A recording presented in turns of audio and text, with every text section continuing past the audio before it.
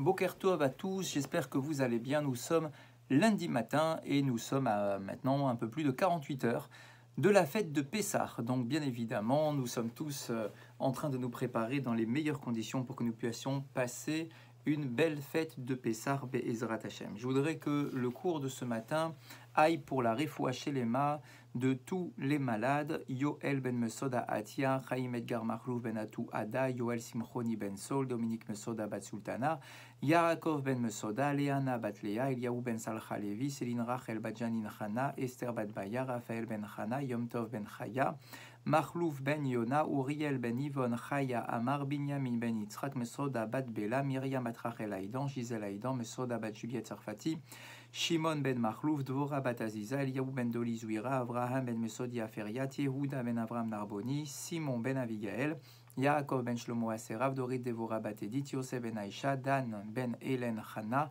Hélène bat Esther Zibi bet Elbez, Esther bat Rachel Goeta Levet Zibi, Rachel bat Esther Zibi Levet Sarfati, Yael Chaya bat Fani, Malka bat Sarah, David ben Rachma, Solika bat Alia Meloul, Mesodi bat Solika Toledano, Dina bat Esther, Rivka bat Sarah, Shlomo ben Esther, Kamika Mouna Azoul et bat Marie, Moshe ben Mordechai, Raphaël ben Chana, Evin bat Rivka, Myriam bat Chaya, Pinchas ben Chai, Baruch Koskas, Denise bat Olga, Eliaou ben Marcel Maïssa, Sarah bat Sultana Altit, Michael ben Shemuel Alti, David ben Zora Wanounou, Avram ben Sultana ben Chamou et son épouse Mesoda, Dora Tamar bat Madeleine, Michael Dadoun, Shimon ben Saada, Chana bat Alia, Shlomo, Serge, Moshe, Tibi, Maurice, Menaché, Jacqueline, Esther, Yael bat Rivka, Esther bat Shifra, Dov ben Esther, Shlomo ben Myriam, Yoel ben Mesoda, le Dayan Yirya Teboul, Saadia ben Esther, Eliaou ben Zacha, Thierry Shlomo ben Liliane Fortuné, Rahma, Ruth bat Lisette Esther et André ben Shabbat. De la même façon, je voudrais que ce cours aille pour l'élévation de l'âme de Yosef ben Yitzhak Mafoda, Arlet bat Léa Samama, Yolande Nejma Alimi, Shlomo ben David Aseraf, Shlomo ben Yosef, Yitzhak ben Lezer, André Allegria bat Julia Biton, Henri Chaim ben Simcha Perez, Simon Perez, Rivka bat Elise, Yitzhak ben David Dinar, Eliaou ben Mahlouf Cohen Saban, Chaim Yaakov ben Esther Lydia Isti, Shalom ben Yehuda Ganem, Meyer Chai ben Avraham Cohen, Zora Georgette bat Esther, Félix Adani bet Emma Simcha, Yosef ben Chana Flak, Marcel Mesrod ben Simi, Zouira Rose bat Simcha, Yehuda ben Penina, Eli ben Chana ben Shimoun, Yosef ben Shalom, Aaron ben Solika, Nina bat Kati Matzli, Arlebet Politi, Léa Rivka bat Rachel, Henri Aaron ben Raphaël Matatia, Chai Victor ben Yakuta, Roger Chai Barou ben Avraham Koskas, Yehuda Baralia, Avraham ben David ve Esther, Pinchas ben Shemuel à Cohen, Lucien Mesrod ben Mimoun Vejoar, Yitzhak Cohen ben Rachel, Rav Reuven Mesrod ben Esther Hamou, Yosef ben Esther Tebol, Mordechai ben Chana Assouline et Claudine Ramsa Michal bat Simcha. Pour l'enseignement de ce matin, eh bien, on nous propose un texte du Zohar, à propos bien évidemment de la fête de Pessah et de l'histoire de la sortie d'Égypte. A Zohar Akadosh Mefaret Umvaer et Mitzvot Raga Pessah. Le Zohar nous fait une présentation des mitzvot de la fête de Pessah.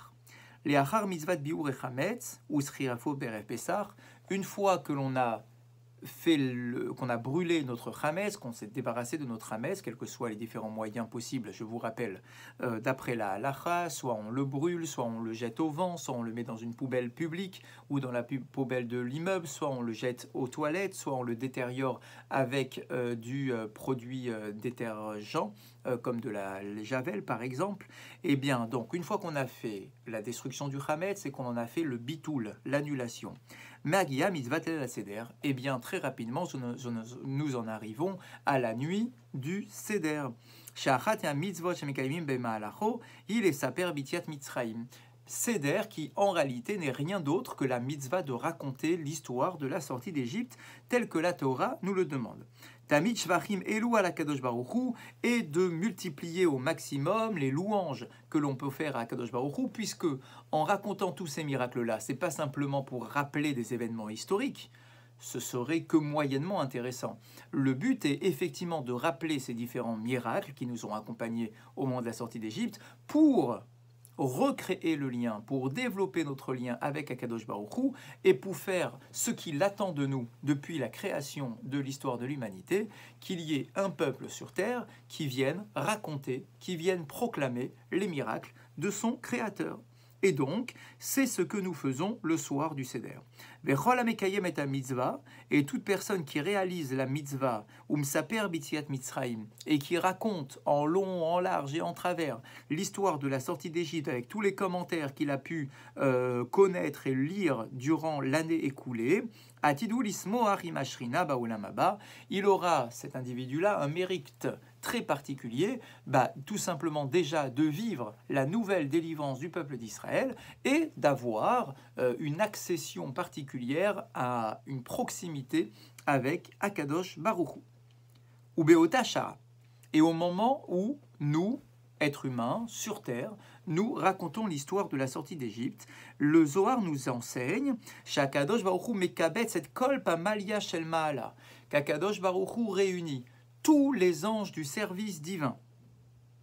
Veomer lahem, et il va leur dire, lechu veshimu et sipur yetiat Mitzrayim shemesaperim banai. Descendez, ne restez pas en haut.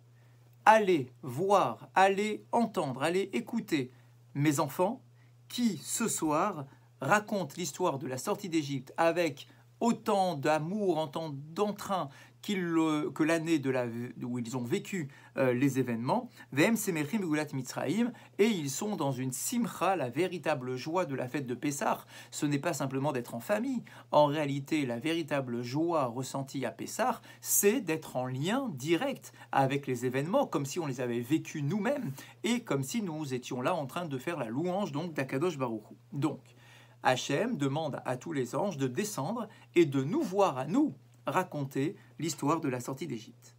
Az, mitkabetzim kol bene pamalia shel ma'ala. Et effectivement, les anges s'exécutent, ils se réunissent et ils descendent pour voir les enfants d'Israël.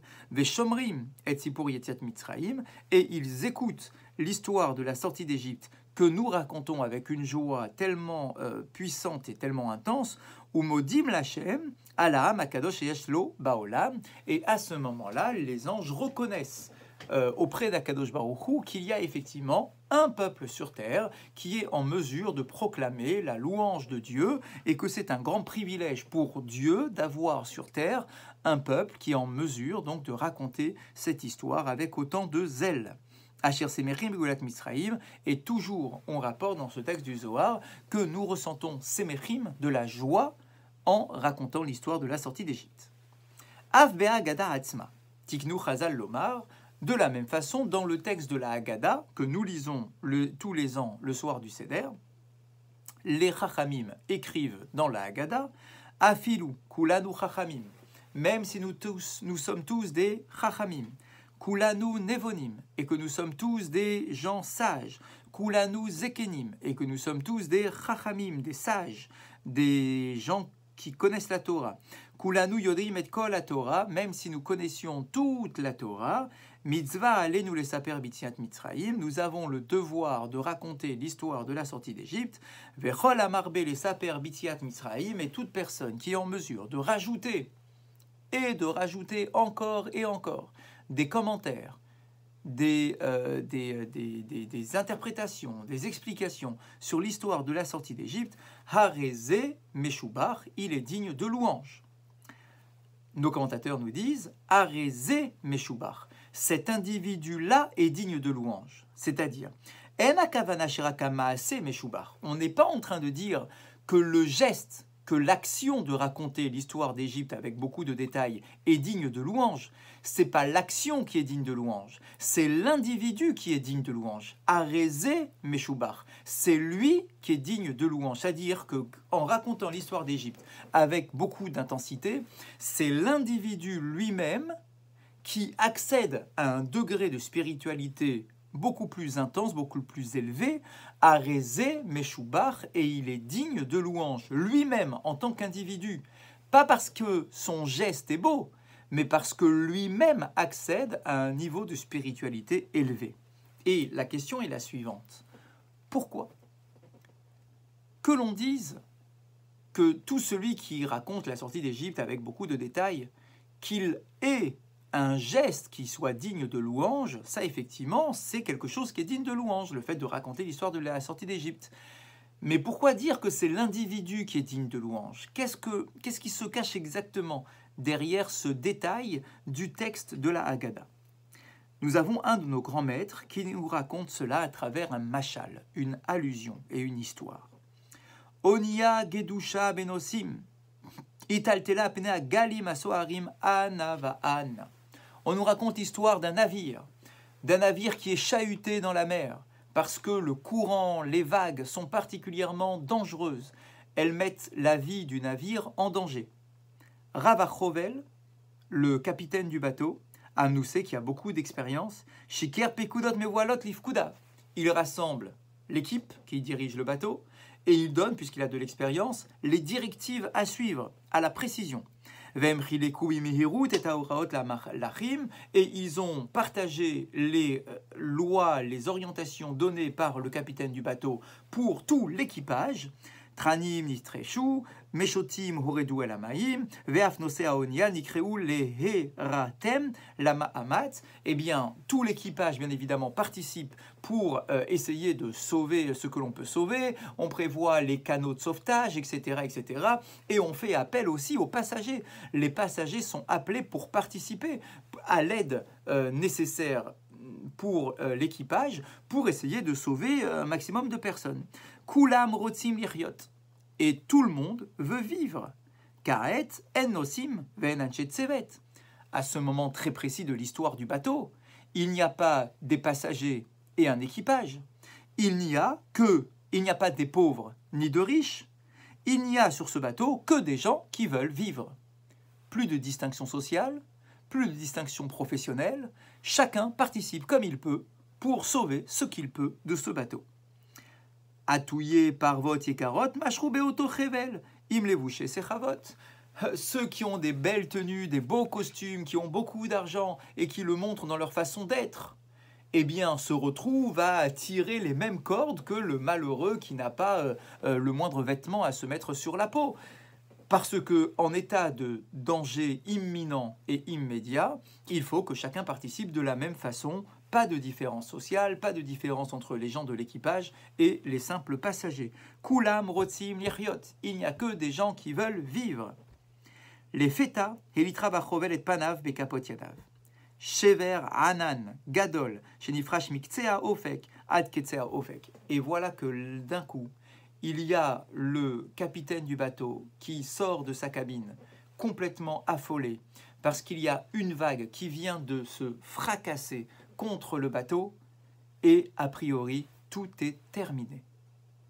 Tout est terminé. On n'ira pas beaucoup plus loin dans cette histoire, malheureusement. Les Yado Nirata Haonia qui klipat Betsa. Face à cette vague, qui était d'une puissance incroyable, face à cette vague, le bateau ressemblait à une coquille d'œuf, écrasée par un animal énorme. En s'écouille, il n'y a plus aucun espoir. Ravachovel panal et chadro apratil et konanergaim a acharonim.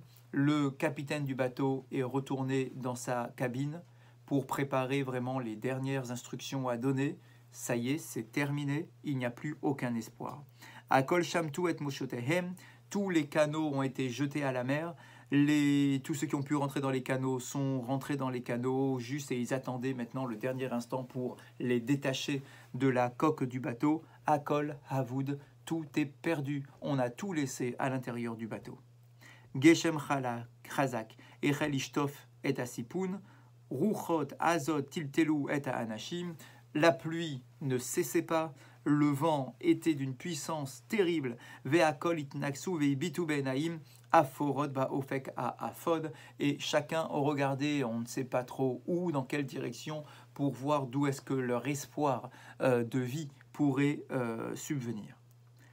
Keren shemesh bodeda bisera et achinouille. Et voilà qu'en un instant, allez savoir pourquoi, la mer se calme. Plus de vagues, plus de courant, plus de pluie. Les nuages se dispersent dans le ciel. Hamaim ivriku kir itzar. L'eau est en train de se retirer de toute la surface du bateau. on n'y croyait même pas ce que l'on voyait. Rav Achovel Yatsam et Chedro, le capitaine du bateau, sort. Il se précipite pour sortir de sa cabine.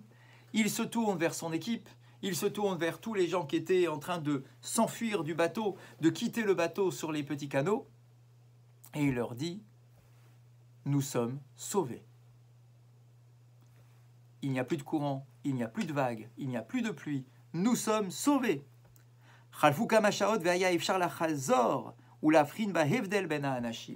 Au bout de quelques heures, eh bien on voit la différence qu'il y a au sein du bateau. Quelques heures plus tôt, tout était perdu, tout était désespéré, nous étions sur le point de mourir. Et quelques heures plus tard, c'est la joie, c'est des gens qui sont heureux, qui dansent, qui chantent, qui sont en train de, voilà, de se réjouir de ce climat qui a radicalement changé. Eh bien, on nous dit, Yetiat Mitzrayim hayta nes ha'atzlacha shelanu. La sortie d'Égypte, c'est notre histoire à nous, de la tempête et du bateau. Alma anachnu semechim. Mais la question que nous devons nous poser est de savoir sur quoi exactement nous sommes heureux lorsque nous célébrons la sortie d'Égypte. Efshar lismoach al nes ha'atzalah hagufani. On peut effectivement se réjouir d'avoir été sauvés physiquement. Hainu avadim umlalim. Nous étions des esclaves dans un état lamentable. Tinokot nikberu berzariut betor hachomot. Les bébés, nos bébés, sont morts dans le mortier, se sont retrouvés emmurés dans les pyramides égyptiennes. Venashim irtemu shonkeba les chaim. Les hommes, les femmes étaient traînés comme des animaux à travailler. Nitzalnu. Et nous avons été sauvés. Plus de vagues, plus de courant, le soleil revient, plus de pluie. Et Zénès. Quel miracle! Efshar lismoach. Alors on se réjouit pour cela. Mais revenons à notre histoire du bateau. Les gens qui étaient sur le bateau se réjouissaient et on pouvait ressentir deux sortes de joie. Il y avait ceux qui étaient heureux d'avoir pu survivre, mais uniquement d'avoir pu survivre. Et d'autres étaient encore plus heureux. Pourquoi? Parce que non seulement ils prennent conscience qu'ils ont pu survivre, mais ils savent qu'une fois qu'ils vont arriver à bon port sur la terre ferme, ils savent que des choses magnifiques les attendent sur la terre ferme. Parce qu'ils ont des projets. Ils avaient des projets qu'ils vont pouvoir maintenant réaliser. Donc non seulement ils sont contents de rester vivants, d'être restés vivants, mais ils sont également heureux de pouvoir réaliser ces différents projets. Les autres étaient simplement heureux parce qu'ils n'avaient pas nécessairement de projet particulier. Ils sont heureux de rester vivants, mais pas plus que cela. Pour la sortie d'Égypte, il y a exactement la même idée. On peut être heureux d'être sorti d'Égypte. On est heureux, on aurait pu mourir en Égypte, on est resté vivant, on a la vie sauve. C'est effectivement un degré de joie. Mais il y a un autre degré de joie qui est beaucoup plus intense. C'est celui qui est conscient que la sortie d'Égypte n'est pas simplement un sauvetage physique de notre existence. Lorsqu'on a conscience que la sortie d'Égypte vient en réalité mettre en place un autre projet, un projet d'une vie entière, de recevoir la Torah, de s'installer sur la terre d'Israël et de marcher main dans la main avec Akadosh Baruch Hu, d'avoir un projet de vie spirituelle. Alors là, du coup, lorsque je sors d'Égypte, je suis heureux. Je suis heureux parce que je suis toujours vivant, mais je suis heureux parce que j'ai un projet à réaliser au lendemain de la sortie d'Égypte. La joie n'est pas la même, c'est comme sur le bateau. Il y a les passagers qui sont heureux d'être vivants, et il y a les passagers qui sont vraiment heureux, non seulement parce qu'ils sont vivants, mais parce qu'ils peuvent réaliser un projet. Ils ont un projet à mettre en place et à vivre. Et donc du coup, cette joie est beaucoup plus intense.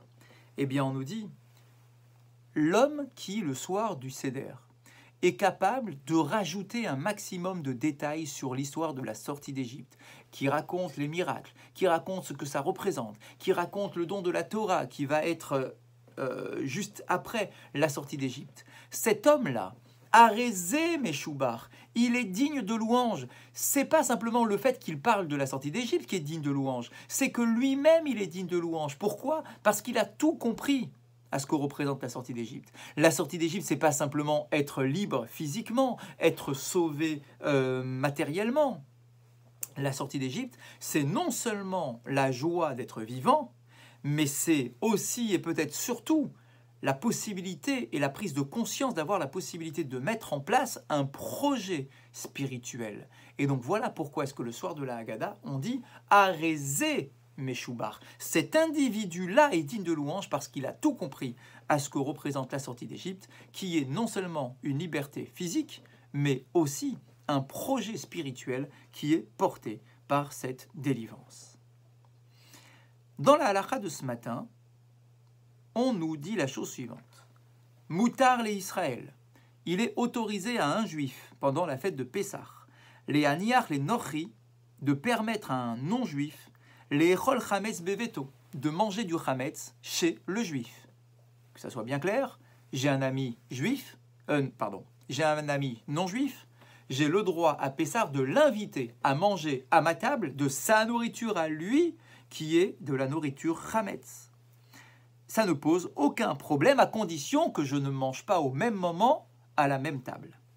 Et là, chez Tzarich à Israël et Akpid, al Shenet Varim. Et il faudra faire attention à deux choses en particulier. Premièrement, les Nakod et Ashulchan, de bien nettoyer la table, yafé, convenablement, une fois que mon ami non-juif aura quitté la table, de bien m'assurer qu'il ne reste pas de chametz sur la table, pour ne pas en arriver à le consommer. Deuxième point, il faut également que quand le non-juif retourne chez lui, qu'il récupère avec lui tout le chametz qu'il a laissé sur ma table, c'est-à-dire qu'il ne lui reste rien à la maison. Et on nous dit pourquoi? Parce que, et ça c'est effectivement très important d'après la halakha, le chametz qui est interdit à Pessah, c'est du chametz qui m'appartient. À partir du moment où mon ami non-juif vient avec sa propre baguette, cette baguette-là n'est pas à moi. Elle ne m'appartient pas, je n'en ai aucune responsabilité. Alors effectivement, je ne peux pas manger en même temps que lui à la table, parce que peut-être que je vais en arriver à manger son morceau de pain, ou bien qu'il va avoir des miettes de pain qui vont tomber dans mon assiette à moi. Mais le laisser, il me demande s'il peut s'installer à table pour manger, eh bien ça sera autorisé. Je peux le laisser manger à ma table, il faudra juste nettoyer après pour pas qu'il n'y ait de risque et m'assurer que je ne mange pas en même temps que lui et m'assurer également qu'il reparte avec son chametz. Pourquoi? Parce que si jamais il laisse son chametz chez moi, peut-être que je vais devenir moi-même le propriétaire de ce chametz parce que peut-être que lui l'a abandonné et que du coup je deviendrai propriétaire sans le vouloir de ce chametz et ça serait problématique d'après la halakha. Et donc voilà pourquoi est-ce que d'après la halakha, si ce chametz-là ne m'appartient pas, parce qu'il est à mon ami non-juif, il a le droit de venir le consommer à ma table sans problème pendant la fête de Pessah. Je vous souhaite de passer une agréable journée et je vous rappelle que vous pouvez participer à la lecture des Tehillim en cliquant tout simplement sur le lien et en vous associant à cette lecture très importante pour la réfoua chez les mains de tous nos malades. Et nous aurons le privilège très rapidement de faire un cours en visioconférence en direct sur les dernières halachot de Pessah pour que vous puissiez également avoir un temps de questions-réponses et nous annoncerons bien évidemment tout cela sur le Sinamail pour avoir les détails. Passez une très bonne journée et à plus tard.